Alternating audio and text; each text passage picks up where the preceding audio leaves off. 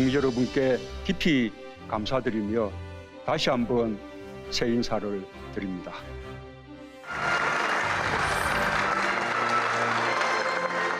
작년처럼 이렇게 사전에 정해두지 않고 그냥 제가 진행하는 것이 나을 것 같습니다.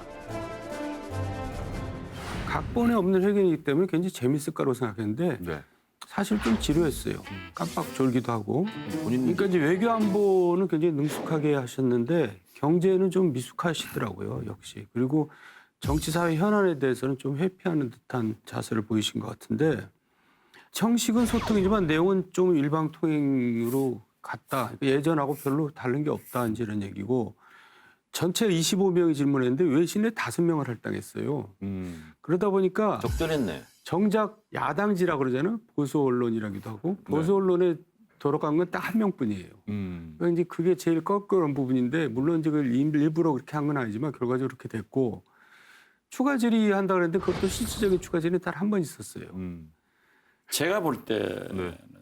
경제 위기, 네.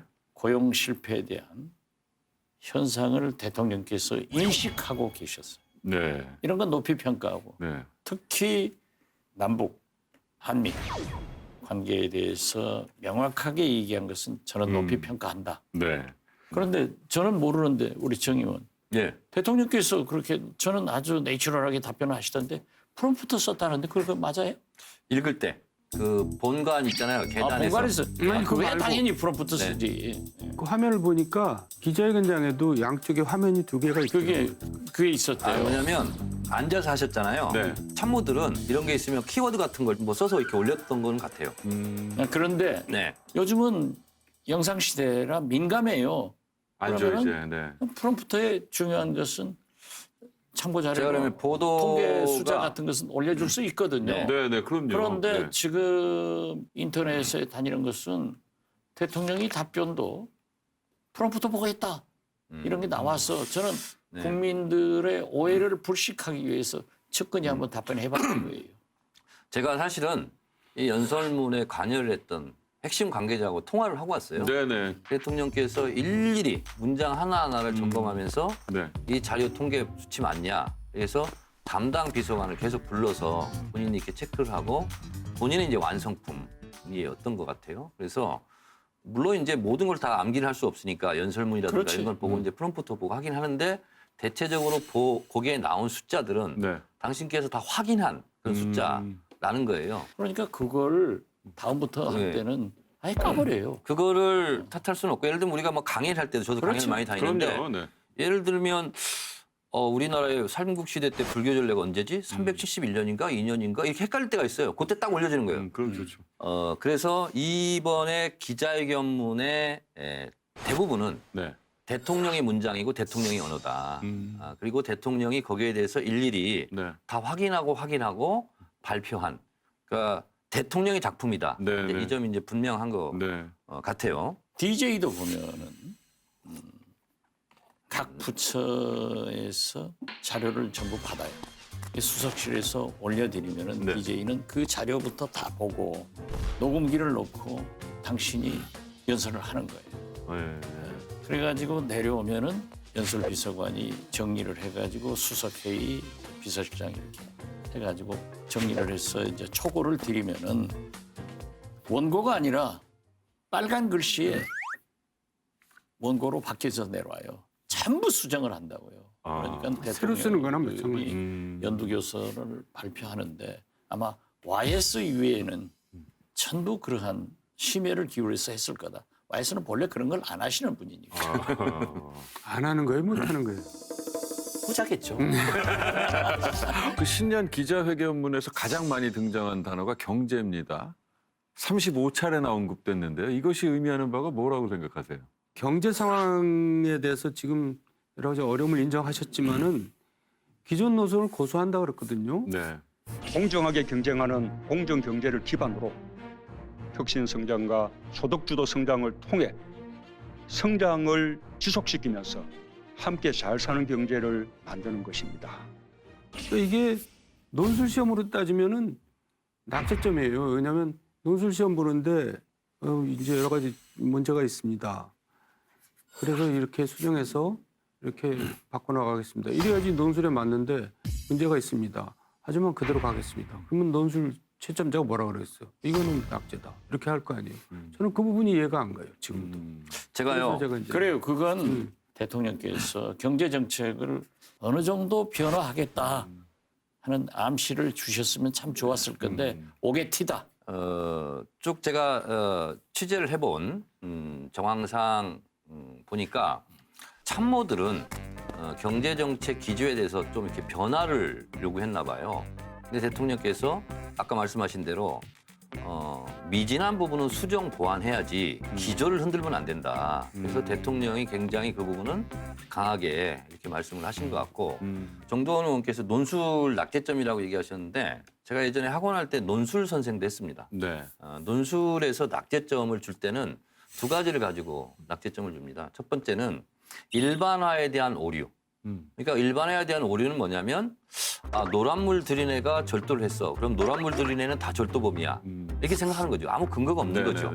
그럴 때는 낙제점을 주고요. 또 하나는 뭐냐면 근거 자료, 기초 통계 이런 것이 잘못됐을 때 네. 오류가 있을 때는 낙제를 줍니다. 음. 그래서 그 논리성이 있다 없다를 떠나서 기본 전제가 잘못되어 있으면 논술은 낙제를 받는 건데 제가 대통령 연설문 있잖아요. 연설문을 3번 정도 읽은 것 같아요. 네.